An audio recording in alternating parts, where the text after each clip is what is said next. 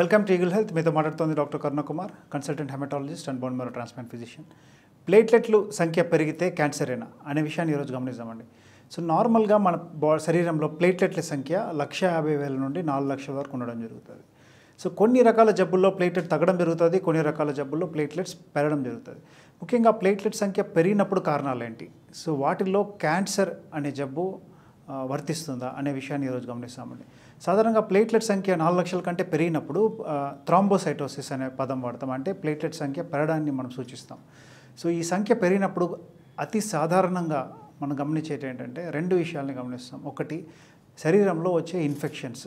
ఈ ఇన్ఫెక్షన్స్ వల్ల సాధారణంగా మనకి ఎప్పుడు తెలిసింది ఏంటంటే తెల్లకణాల సంఖ్య పెరుగుతుందని తెలుసు. తర్వాత జ్వరము, తర్వాత మన అవయవాల్లో మార్పులు, అంటే రెస్పిరేటరీ సిస్టమ్, అంటే ఛాతీకి సంబంధించిన ఇన్ఫెక్షన్లో దగ్గు, జలుబు రావడము, లేకపోతే అబ్డమెన్ అంటే కడుపులో వచ్చిన ఇన్ఫెక్షన్స్కి లూజ్ మోషన్స్, అబ్డమెన్ కడుపు నొప్పి రావడము, తర్వాత రకరకాల ప్రాంతాల్లో వచ్చే ఇన్ఫెక్షన్స్కి వచ్చే లక్షణాలతో పాటు జ్వరము, దాంతోపాటు తెల్ల కణాలు పెరగడం గమనిస్తుంటాం. కానీ కొన్ని రకాల ఇన్ఫెక్షన్స్లో మనం గమనించినట్లయితే ప్లేట్లెట్ల సంఖ్య కూడా పెరగడం చూస్తుంటాం. ముఖ్యంగా ఈ యాప్సెస్ అంటాం, అంటే చీము కలిగిన జబ్బుల్లో ముఖ్యంగా ఇది గమనిస్తుంటాం.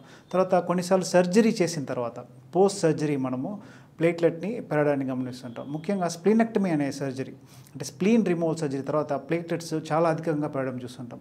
10 లక్షల వరకు కూడా వెళ్ళడం మనం చూస్తుంటాం. ఇంకా ఇవి కాకుండా, ఇన్ఫెక్షన్స్ కాకుండా, పోస్ట్ సర్జరీ తర్వాత వచ్చే మార్పులు కాకుండా ఐరన్ లోపం.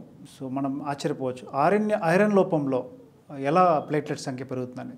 సో ఐరన్ లోపంలో సాధారణంగా రక్తహీనత వస్తుంది. రక్తహీనతతో పాటు ప్లేట్లెట్ల సంఖ్య, మన బాడీ రెస్పాన్సెస్లో భాగంగా ప్లేట్లెట్ సంఖ్య కూడా పెరగడం జరుగుతుంది. ముఖ్యంగా ఈ పేషెంట్స్ క్యాన్సర్ అనే భయంతో మా దగ్గరకు వస్తూ ఉంటారు.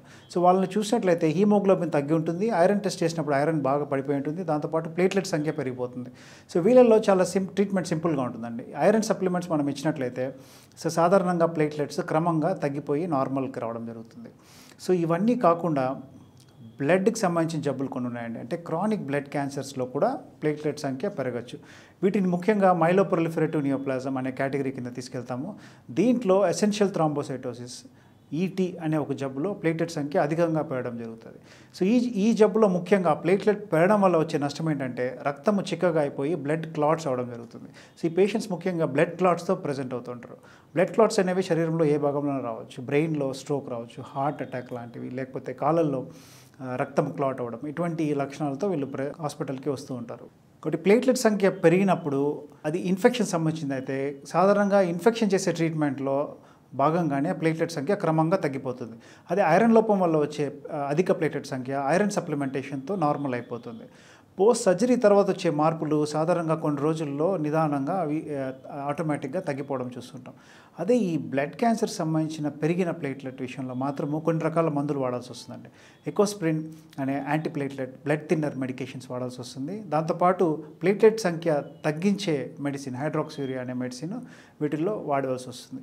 ఇంకా కొన్ని పరిస్థితుల్లో ఈ హైడ్రాక్సీరియా పనిచేయనప్పుడు వేరే రకాల మెడిసిన్స్ ఉన్నాయండి, ఆ మెడిసిన్స్ ద్వారా మనము ఈ ప్లేట్లెట్ సంఖ్య తగ్గించుకోవచ్చు.